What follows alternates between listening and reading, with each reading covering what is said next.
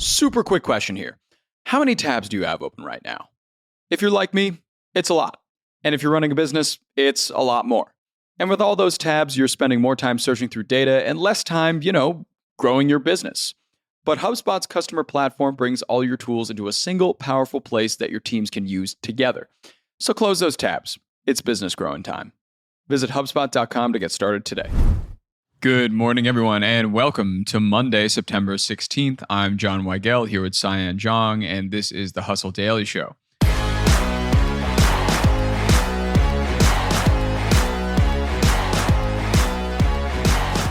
Hoka and Oofos are just a few of the brands taking up an $11.2 billion market share in recovery footwear. Recovery slides are becoming hugely popular, generating millions in sales and thousands of online searches. So given the widespread popularity of these comfy, cushiony slides, how can you exactly cash in on it? We're answering that question today with Cyan Zhong, the managing editor of the weekly trends letter here at HubSpot, who ran with this recovery slides trend. No pun intended. But before that, let's give you the hits and headlines today in business and tech. To start us off today, Disney and DirecTV finally reached a deal over the weekend to restore Disney's networks, and that's just in time for college football to over 11 million customers after going dark on September 1st. Only took them 2 weeks. Not that bad. Next, we go to space. The final Polaris Dawn update is here, and we're looking at a mission accomplished. The 4 crew members safely splashed down off the Florida coast early Sunday morning after completing history's first commercial spacewalk. Bravo. From space now to the ocean, nonprofit Ocean Cleanup claims it's going to get rid of the Great Pacific Garbage Patch by 2034, if it only raises the funds to do so, that is. The sum needed is $7.5 billion, and that's really, really big, just like the patch itself, which is actually twice the size of Texas. So, yeehaw garbage, I guess. Over to Uber. Your next Uber driver just may not be one to begin with. The rideshare giant will expand its alliance with Waymo. Robotaxi rides can currently only be hailed via Uber app in Phoenix. Next year, they'll add Austin and Atlanta for their expansion. And finally, in what is probably not the best optics that I've ever seen, new Boeing CEO Kelly Ortberg bought a $4.1 million house in Seattle last week. What also happened last week, you may ask? Boeing's 33,000 machinists went on strike over wages not keeping pace with the cost of living. So that definitely might not add up there. Okay, as mentioned before, we're joined again by the managing editor of the weekly trends newsletter here at HubSpot, Cyan, who covered this recovery footwear trend. So welcome back, Cyan. Great to have you back. Thanks, John. Great to be back. It's kind of a mouthful. Yeah, it is. Yeah, this whole situation is a mouthful with the recovery slides and everything. Mm-hmm. So I wanted to know first how you kind of got on your train of thought with recovery slides. I know, at least for me, living in New York, you see Hokas everywhere now. You see these like recovery footwear everywhere now. Slides are a big deal, at least like where I'm living. But how did you kind of stumble onto the subject and want to learn about the business? Damn, you have foot pun galore here. Stumble upon. Oh, I didn't even mean to do that. That was actually unintended. They're just coming out of me left and right. Jeez.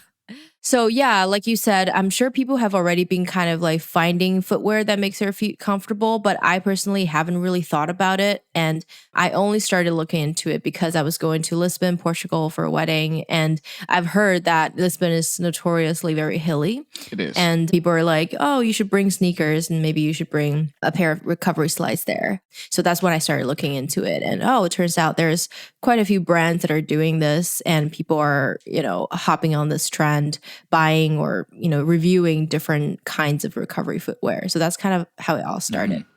Yeah, it sounds like you fell down quite a rabbit hole with this. And in your research, did you find the numbers on search metrics on recovery footwear and how much people are actually looking into it these days?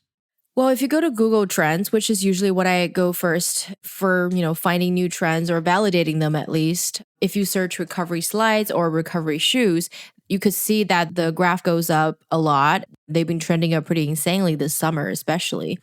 Now that we're in PSL season, we might see a slight decline in slides. People are, covering their toes because it's getting cold. But I think brands will come up with more hybrid shoes that's possibly, good for both workout, recovery, and they're just not limited to slides anymore. All kinds of recovery sneakers, recovery slacks, Right. what have you. Right. And I'm sure they'll have more offerings for the wintertime that are a bit warmer. I also really enjoy your equation of PSL season is just fall now. I really like that terminology. I'll take that for myself as well. Now, when you look at the category of recovery slides or this kind of comfy footwear, I know I mentioned a little bit up top, but what are some of the companies in that space and what do the numbers on them look like? Two big brands, like you mentioned, are Hoka and Oofos. I hope I'm pronouncing them right. I was hoping so too. Their recovery slides get around 12K searches per month on Ahrefs, and Oofos is like 3 times that. Wow. Oofos also made 84 mil plus in sales last year. Crazy. So those are the two brands that people are mainly turning to. And if you go to a random blog post or like a review post, they're usually talking about at least one of them in those posts. Yeah, and I've actually never even heard of Oofos before, but they seem to be wildly popular if they're making over $85 million in a year. How do you think that these recovery slides or recovery footwear got super popular recently? I think with any trend, there's good timing. The timing is just right. For example, this summer, we have the Olympics. When the Olympics is happening, people are naturally more drawn to feel athletic themselves. They try out new sports. They're, learning about new sports. They're getting more active themselves. So I think because of that, they're more in need of recovery if they're just jumping into, those activities. Another part is, summer travel season. When you're traveling, you're on an airplane or after walking for a long time, you will need some kind of recovery footwear. So I think those two factors kind of work together to make recovery slides really popular this summer. Yeah, it makes a lot of sense. I think a lot of people we've reported have been just traveling more so, especially in the Gen Z and millennial area, traveling to events, concerts, or just tourism generally. But do you see any correlation? Because last time we talked about the healthification of a lot of different things, like the healthification of, like hair brands, hair care, skin care. We've also talked about gourmet convenience, like being a little healthier in your options. Do you think that this correlates at all with this kind of widespread move towards health for younger generations? 100%. Yeah, I think any health-related trends, they all share some similarities. And mostly they just signal that people are taking better care of themselves, even the areas that you don't normally see. So, we talk about hair, scalp care. Now we're talking about foot care. It's really from your head to your toes, just anywhere, and we're moving from that like, oh, we just don't want to look good to we want to feel good to we want to fundamentally be good, So it's really deeper and deeper into like taking care of our health. And I think that's really cool. I read about this new trend the other day about well-being wear, it's called. Oh. It's basically how fashion, whether it's clothing or shoes or anything, that are prioritizing, making people feel healthy or good. So I think that's kind of a cool trend that the society is heading in. Yeah, I think that's a nice build upon the athleisure thing that's been happening for 5 to 10 years now. People just wearing comfier clothes and everybody just being generally okay with that in the workplace, which is a nice thing to see. And now considering that this recovery footwear market is a little over $11 billion. What are some ways that some entrepreneurs, people looking to get into the business can kind of hedge their way into the market? So that $11.2 billion are mainly contributed to by footwear sales like shoes. So I think e-commerce especially is still kind of a main avenue. You could get into that space, or you could also sell stuff like recovery bundle, where you bundle up shoes from other brands with like compression socks or reflexology socks, foot massagers, to curate this whole experience of like post-workout recovery, what have you. Those kind of terms actually get a lot of search volumes too. Like compression socks get like over 300K searches per month globally. Reflexology, which is basically like, all the different acupuncture points that you see on your foot, those socks, they sell very well too. Oh yeah. And even foot massager is a keyword that's really easy to rank for, and it gets over 120K searches per month. So I think there's definitely ways to kind of get into curating a footwear bundle space. There's also services you can provide, foot care services, or you can build an app to connect people with podiatrists, foot care professionals, better access. And I also wrote about recovery footwear rental service, but we can get into that later. But yeah, those are some ideas.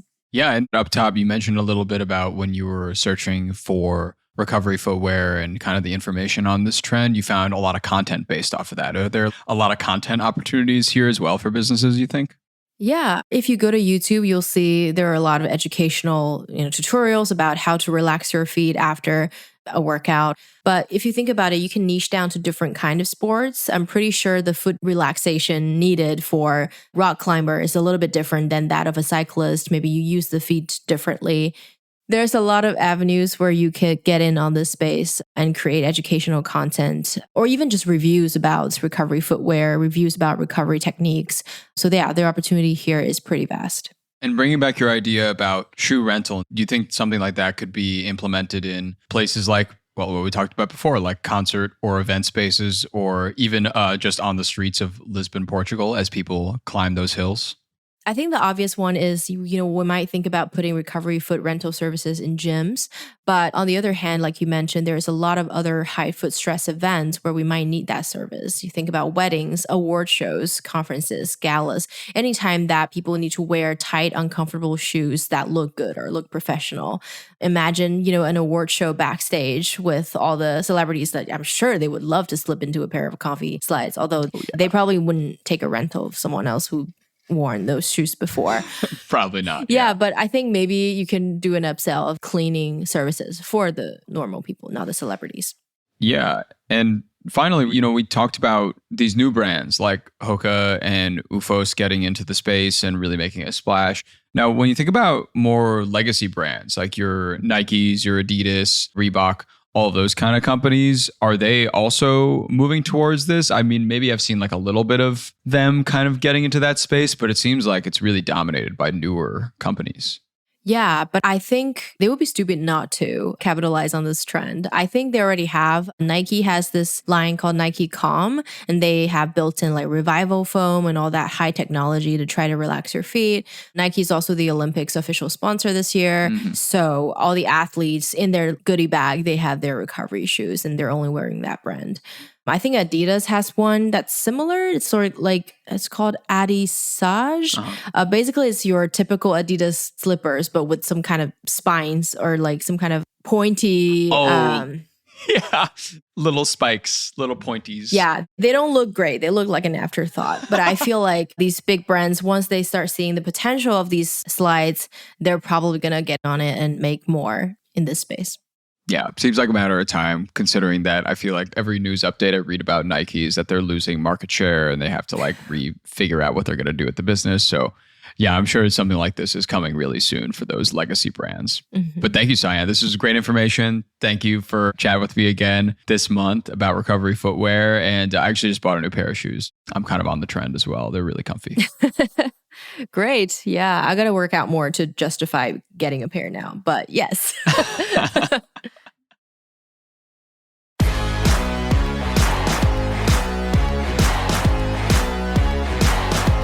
All right, and that's going to do it for us today. Thanks for tuning into the Hustle Daily Show, everybody. We're a proud part of the HubSpot Podcast Network. Our editor today is Robert Hartwig, and our executive producer is Darren Clark. We've got a lot more tech and business coverage in our newsletter. If you're not subscribed, go get yourself signed up at thehustle.co/email and throw us a follow on Instagram. We'll see you tomorrow.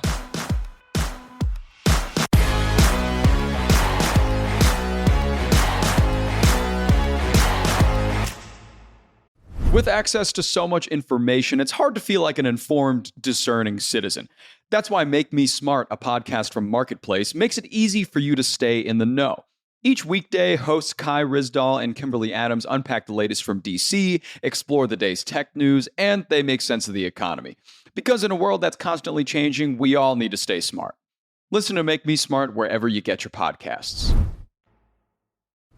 Heyo, hustlers. HubSpot's inbound conference is right around the corner, and you better believe the Hustle Daily Show will be there in full force.